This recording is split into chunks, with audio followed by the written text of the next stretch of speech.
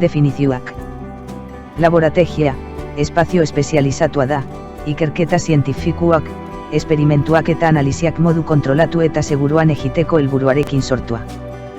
Laneko arriskuen prebentzioa, lan inguruneetan dauden arriskuak identifikatzeko, ebaluatzeko eta kontrolatzeko estrategia bat da, langileen segurtasuna eta osasuna babesteko, kasu honetan, laborategi bateko teknikariena. Arrisku fisikuak, agente fisikoen efektuak edo kalteak gertatzeko probabilitatea norbanakoaren eta giroaren arteko energia trukearen ondorio da, organismoak jasan dezakeena baino abiadura eta potentzial handiagoarekin, eta horrek gaixotasun profesional bat eragin dezake.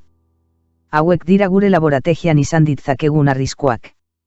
Sutea gerta daiteke sugarra duten aparatuak, berokuntza sistemak, bunsen metxeroa, erabiliz. NBek, norbera babesteko ekipamenduak ezinbestekuak dira lan ingurunean langileen segurtasuna eta babesa bermatzeko, kasu honetan laborategi batean. Laborategian erabiltzen ditugun NBak nitrilosko, oialesko edo termikosko eskularruak, bata edo batzuetan babes beta aurrekuak dira. Helburuak.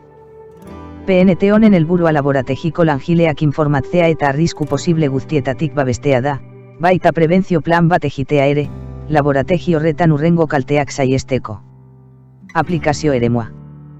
Praktikak errotalde eraikineko laborategian, ER301, egiten ditugu, Somorrostroko formakuntza zentroan. Erantzukizunak. Laborategiaren mantentze-lanen eta funtzionamenduaren arduradunak kimika eta ingurumen osasuneko goi mailako irakasleak dira, aurten, zehazki, Sofia Juanes. Prozedura. Laborategiaren eremura sartu aurretik, NBE guztiak jarri behar ditugu, laborategiko monoa eta nitrilosko eskularruak. NBEak prest ditugunean, laborategira joango gara. Lehenik eta behin, material guztiak, prezipitatu ontziak, buretak, erlenmeyer, erlojubeirak, urarekin eta saboiarekin desinfektatuko ditugu, aurreko jardunbideekin guruzatutako kutsadurak eta erreakzio kimikuak alda ditzaketen hautza edo partikulak pilatzea saiesteko. Materialak arraskan desinfektatuko ditugu, eta, ondoren, armairuko etiketarekin bat datorren lekuan jarriko ditugu. Estrakzio kanpaina bere etiketarekin nere.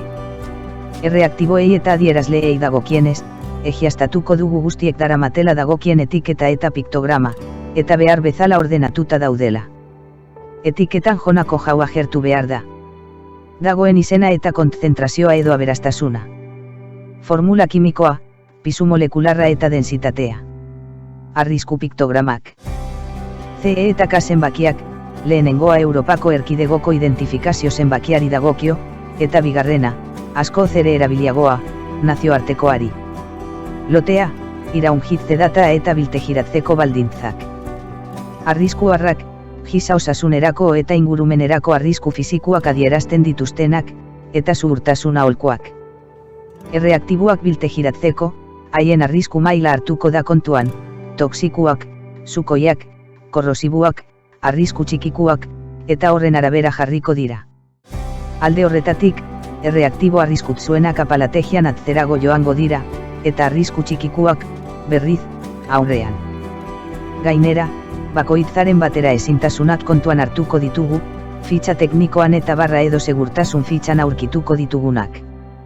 Eta, azkenik, jarraibideak irakurri eta aparatuen funtzionamendua egiaztatu, pH metroa, konduktimetroa, barometroa, balantza. Horretarako, prezipitatu edalontzi batean sartutako urdestilatua erabil daiteke, kalibrazioa egiaztatzeko eta laginak neurtzean emaitza okerrak adierazten ez dituena. Irismenak. Prozedura jouri laborategira sartzen diren eta material, erreaktibo edo aparaturen bat manipulatzen duten langile guztientzat zuzendu behar da, hala noula kimika eta ingurumen osasuneko goi mailako irakasle eta ikaslientzat, batxilergoko eta DB-ko ikaslientzat eta Somorrostro prestakuntza zentroko garbitzaileentzat. Errespetatzeko arauak hauek dira. Ezin da laborategian idan edo jan. Inoiz ez pipatu hauarekin. Erabili eskuz edo automatikoki zurgatzeko udareak edo ponpak. Erabili lan eta arrisku bakoitzerako norbera babesteko ekipamendu egokiak, eskularruak, beta aurrekuak, maskarak, eta eduki laborategia ordenatuta, objektu pertsonalik gehi laborategiko maietan, gorde bulegoan edo armairuetan. Garbitu laborategiko maila egunero. Garbitu eskuak urarekin eta saboiarekin laborategitik irten aurretik eta produktu kimikoekin edo material biologikoekin kontaktua dagoen guztietan. Ez erabili laborategiko ontziak edo oskailuak edariak edo elikagaiak gordetzeko, eta ez jarri produktu kimikorik elikagai ontzietan, ur botilak, eta lana amaitzen duzuenean eta laborategitik irten aurretik, egiaztatu ez duzuela makinarik edo instalaziorik martxan utzi, gasa, argiak, eta bildu eta garbitu berehala likidoen, produktu kimikoen edo lagin biologikoen isurketa guztiak, txikiak izan arren. Jau izan du guztia, espero duguzun gustokoa izan. Agur bai.